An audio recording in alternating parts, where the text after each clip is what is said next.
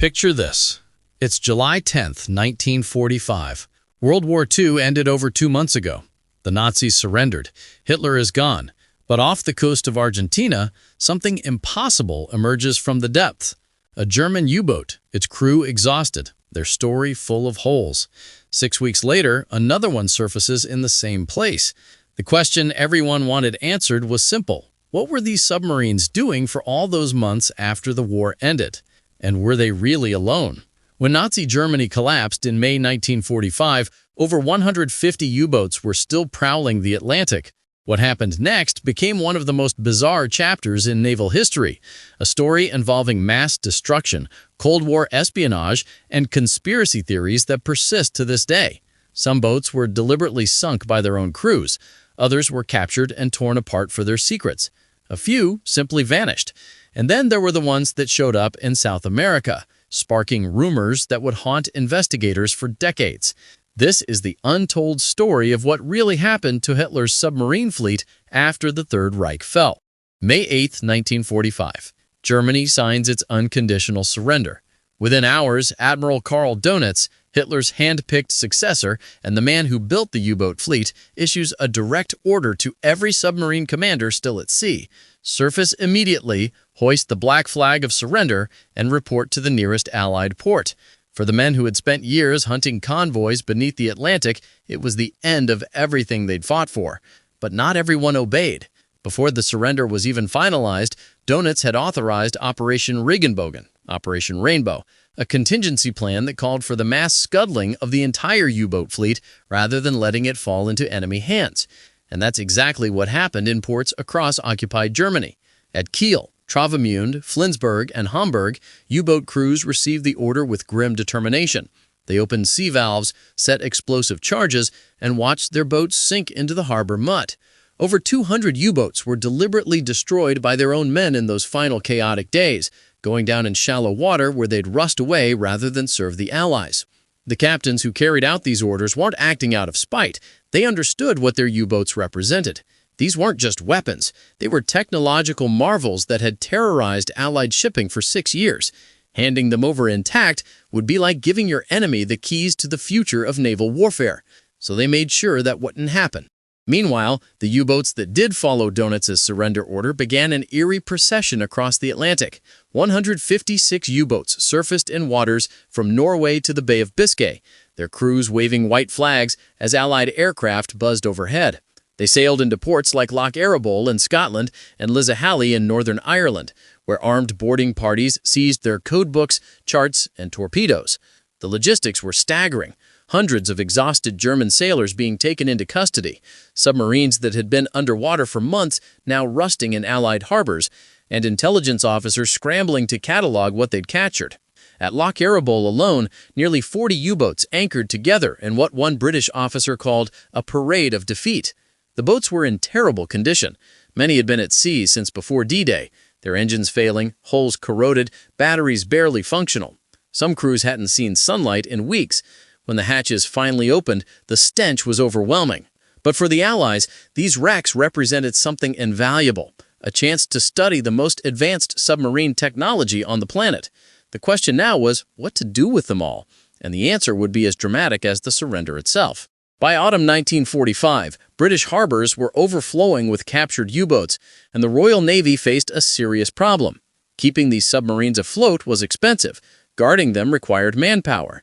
Storing them indefinitely was impossible, so they devised a solution as simple as it was final: Operation Deadlight. The plan was straightforward: tow every captured U-boat out into the Atlantic and send it to the bottom. Between November 1945 and February 1946, the Royal Navy would erase most of Hitler's submarine fleet from existence. 116 U-boats were marked for destruction, destined for 3 designated dumping zones roughly 100 miles northwest of Ireland. The zones were coded XX, YY, and ZZ, grid references that would become the final resting place for Germany's undersea empire. The operation began in November with Royal Navy tugs hauling groups of submarines from Scottish and Irish ports toward the open ocean. But almost immediately things went wrong. These boats were death traps even when they were new, and after months of neglect, they were barely seaworthy. Ballast tanks leaked, engines had seized, hulls buckled under the slightest pressure. Towing them through the violent winter storms of the North Atlantic was like dragging corpses through a hurricane. More than a third never made it to the scuttling zones. 56 U-boats floundered or sank during the tow, dragged under by rough seas or structural failure. The Royal Navy recorded each loss in their logs, but made no effort to recover them. After all, the entire point of Deadlight was destruction. It didn't matter whether they sank en route or at the designated coordinates. For the boats that did reach the dumping zones, the end came quickly.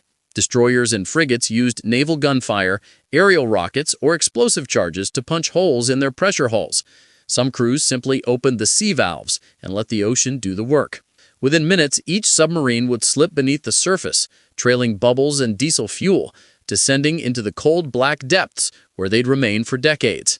Among the boats destroyed was U-2336, the last U-boat to sink Allied ships during the war. It had surrendered at Lisahally in June 1945 and was deliberately scuttled off Ireland 7 months later. Another, U-295, met the same fate in December after being towed from Loch Ryan. One by one, the boats that had terrorized convoy routes for 6 years vanished into the Atlantic. But not all of them were destroyed.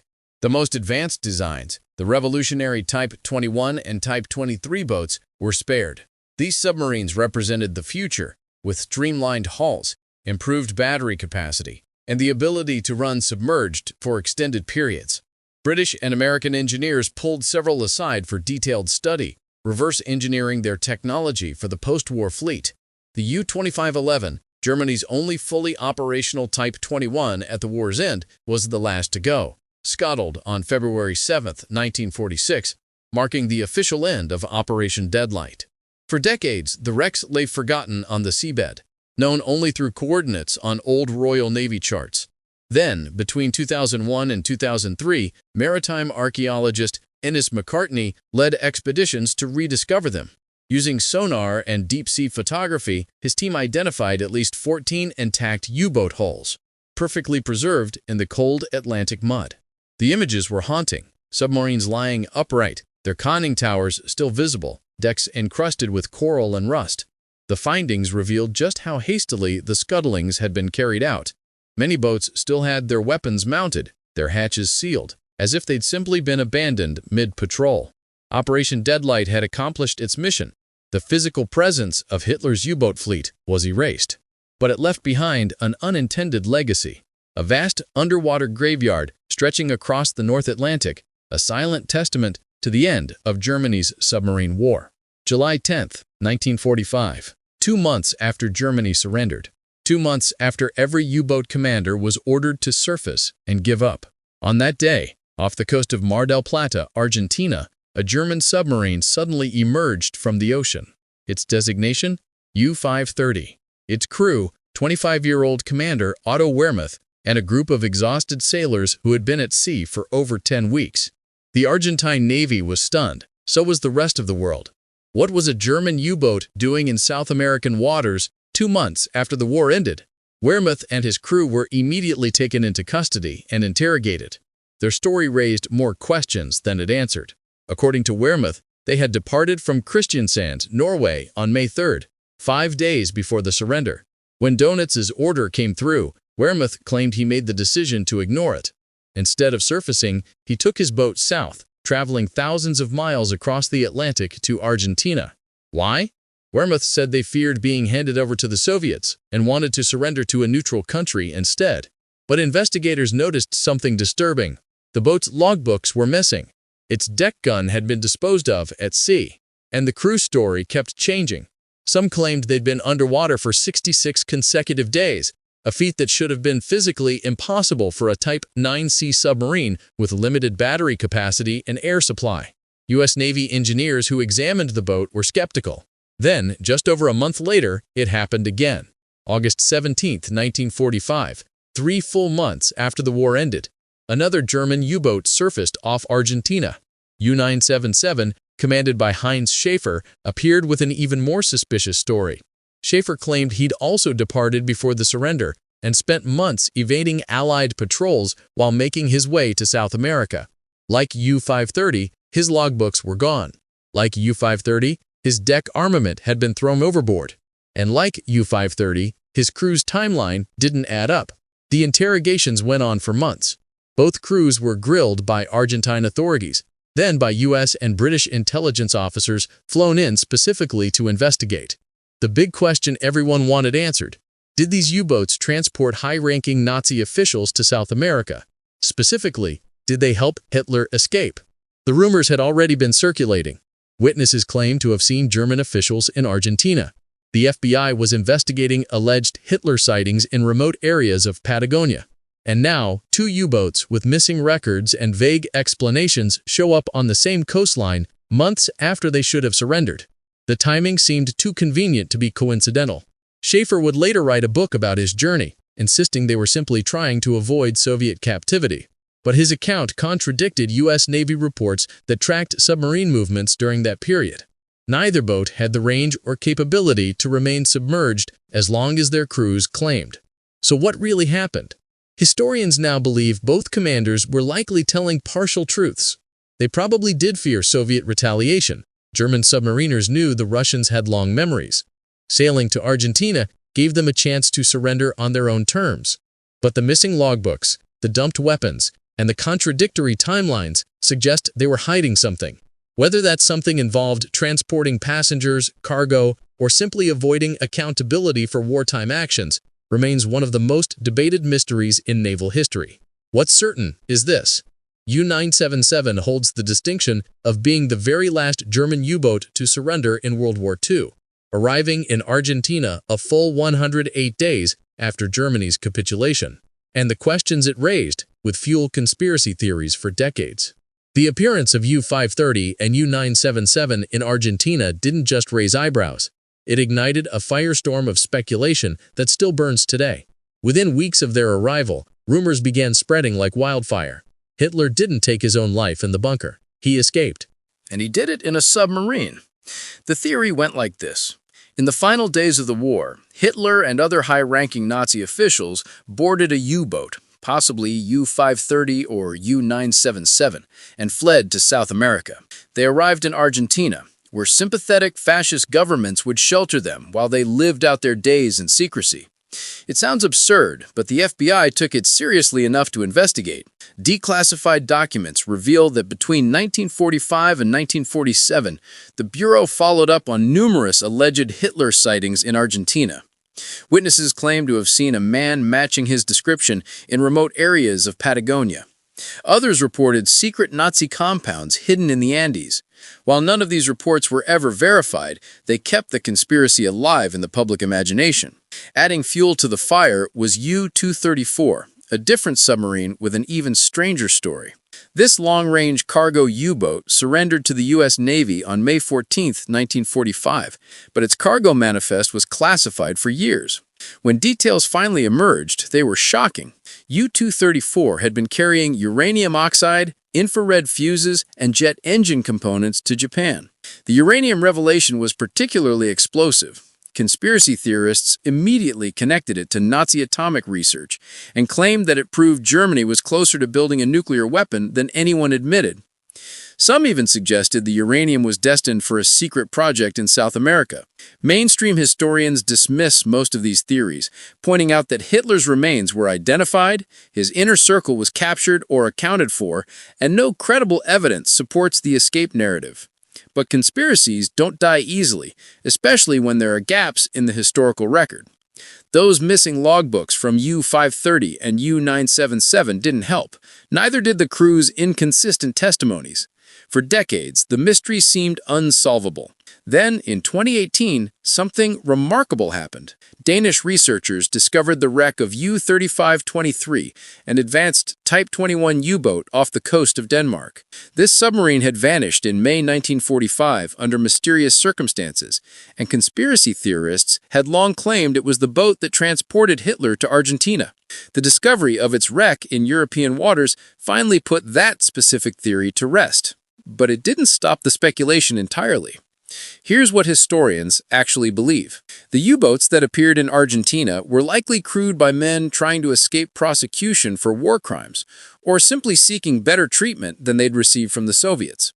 The missing logbooks were probably destroyed to hide evidence of criminal orders or unauthorized actions during the final weeks of the war. The dumped deck guns may have been an attempt to lighten the boats for longer-range travel, or to remove evidence of engagements that violated the surrender terms. As for Hitler, the evidence overwhelmingly supports that he took his own life in Berlin on April 30th, 1945. His dental remains were identified, his inner circle confirmed the events, and no submarine had the capacity to remain hidden while traveling from Germany to South America without refueling, something that would have been noticed. Still, the fact remains. 2 German U-boats showed up in Argentina months after they should have surrendered, with gaps in their stories that have never been fully explained. And, in the world of historical mysteries, unanswered questions have a way of becoming legends. The truth might be more mundane than the conspiracy theories suggest, but it's no less fascinating. These boats weren't carrying Hitler, but they were carrying men who refused to let their war end the way the Allies wanted it to. While conspiracy theories swirled around Argentina, a quieter but far more consequential drama was unfolding in Europe and America. The captured U-boats, particularly the advanced Type 21 and Type 23 models, represented a technological goldmine. These weren't just weapons, they were blueprints for the future of naval warfare, and everyone wanted them. In August 1945, the Tripartite Naval Commission was established to divide the spoils. The United States, Britain, and the Soviet Union each received 10 U-boats for study, with priority given to the revolutionary designs that appeared in the war's final months. What made these submarines so special? Unlike earlier models, the Type 21 was designed to operate primarily underwater rather than on the surface. It featured a streamlined hull that reduced drag, massive battery banks that extended submerged endurance, and a snorkel system that allowed it to recharge batteries without fully surfacing. In tests, it reached underwater speeds that shouldn't have been possible. Allied submarine commanders who studied captured Type 21s were shocked. If Germany had deployed these boats even 6 months earlier, the Battle of the Atlantic might have had a very different outcome. The British immediately began dissecting U-3017, which they'd renamed HMS N-41. Royal Navy engineers conducted submerged trials, stress tests, and weapons evaluations before scrapping it in 1949. Other boats became floating targets for depth charge experiments, allowing the Admiralty to refine anti-submarine tactics against real German steel rather than mock-ups. The United States took a similarly aggressive approach. Captured submarines were transported to naval facilities in Portsmouth and New London, where every system was examined, photographed, and reverse-engineered.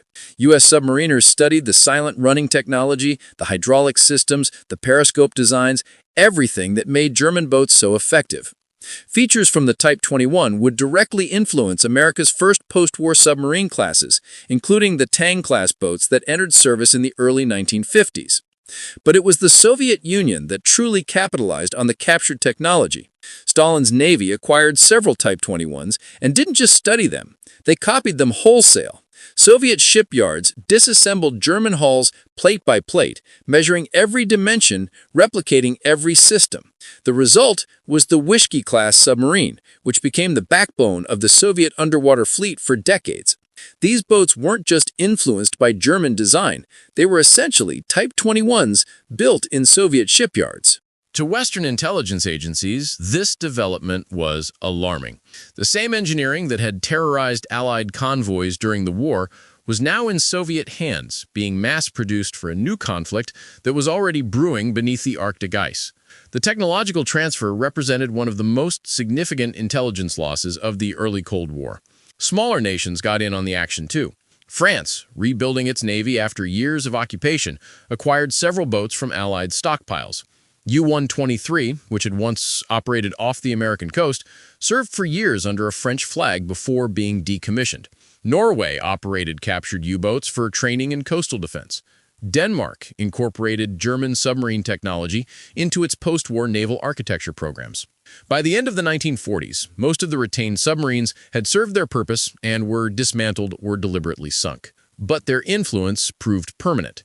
The innovations of the Type 21, its hydrodynamic hull design, advanced battery systems, and underwater performance capabilities became the foundation for nearly every conventional submarine built through the 1960s.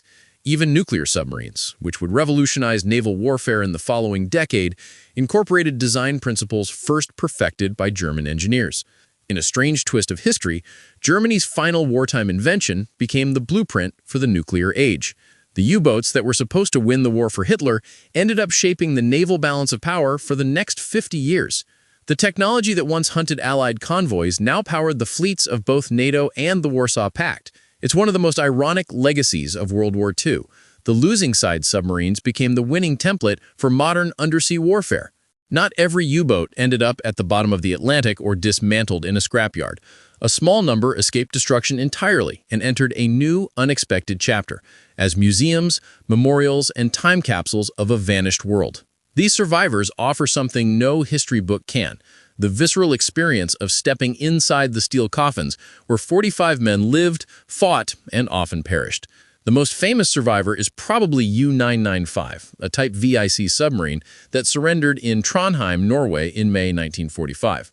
After serving briefly in the Norwegian Navy for training purposes, it was returned to Germany in 1965 and became the centerpiece of the Marine Ehrenmal Memorial at Le Beau near Kiel. Today, visitors can walk through its entire length, from the torpedo room to the cramped officer quarters to the claustrophobic engine compartments.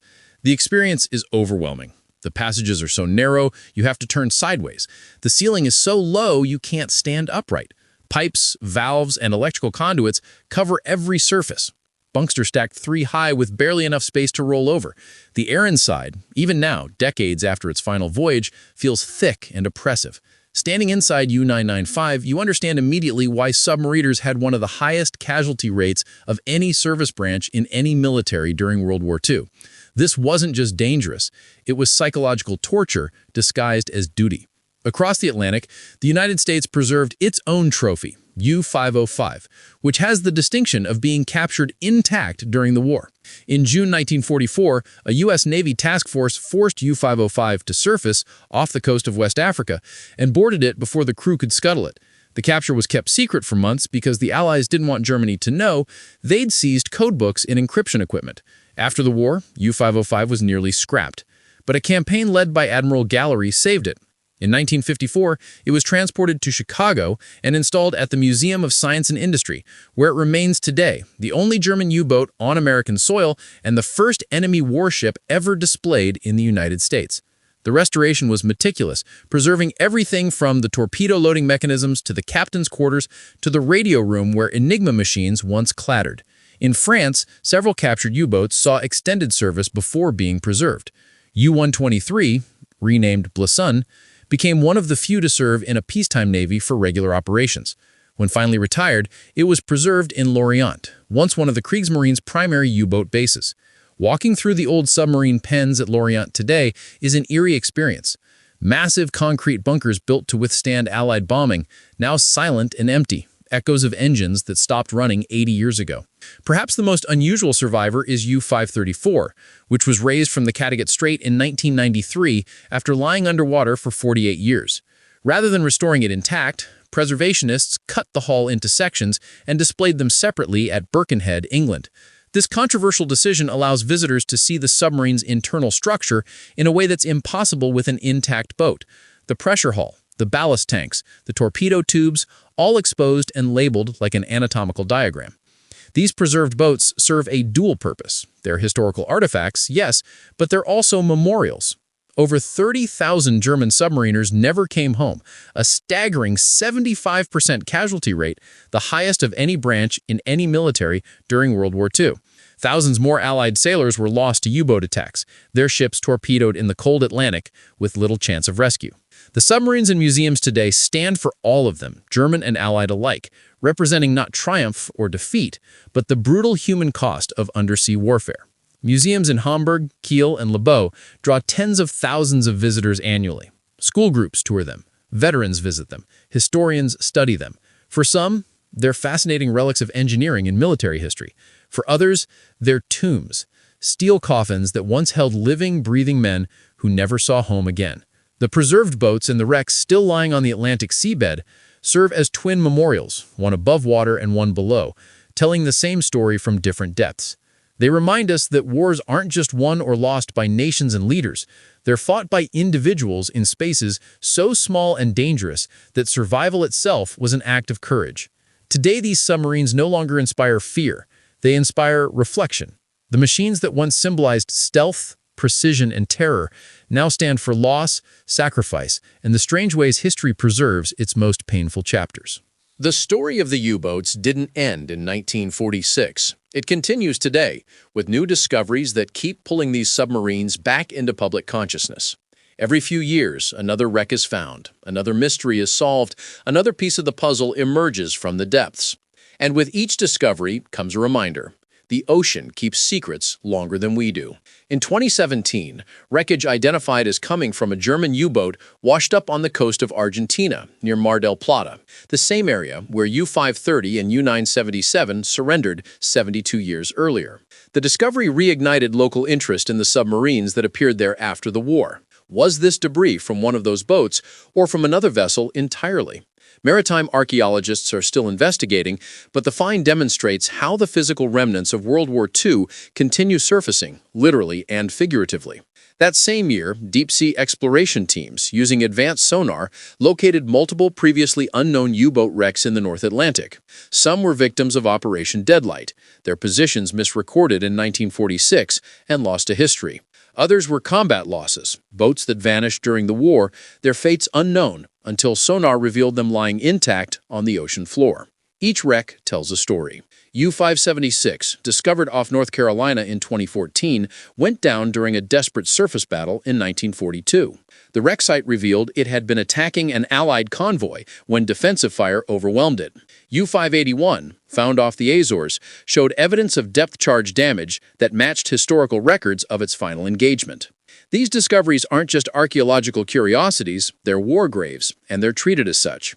In 2018, the discovery of U-3523 off Denmark finally debunked one of the most persistent conspiracy theories. For decades, this Type 21 submarine had been at the center of claims that it transported Hitler to South America. Finding it in European waters, exactly where German records said it sank in May 1945, closed that particular chapter. But it also revealed something unexpected. The wreck was remarkably well preserved, with its advanced technology still visible to underwater cameras. The images sparked renewed interest in just how revolutionary these late-war designs really were. Meanwhile, the human stories continue emerging. In 2019, researchers identified the remains of U-boat crew members from a wreck discovered years earlier. DNA analysis allowed them to notify families who had spent 74 years wondering what happened to their grandfathers and great-uncles. These identifications bring closure, but also reopened old wounds, reminding descendants that their relatives died in service to a regime most modern Germans prefer to forget. Public fascination with U-boats hasn't diminished. If anything, it's grown. Documentaries, books, video games, and films continue exploring their history. Museums report steady attendance. Online communities dedicated to submarine history number in the thousands. Part of this interest is technological. These were genuinely innovative machines.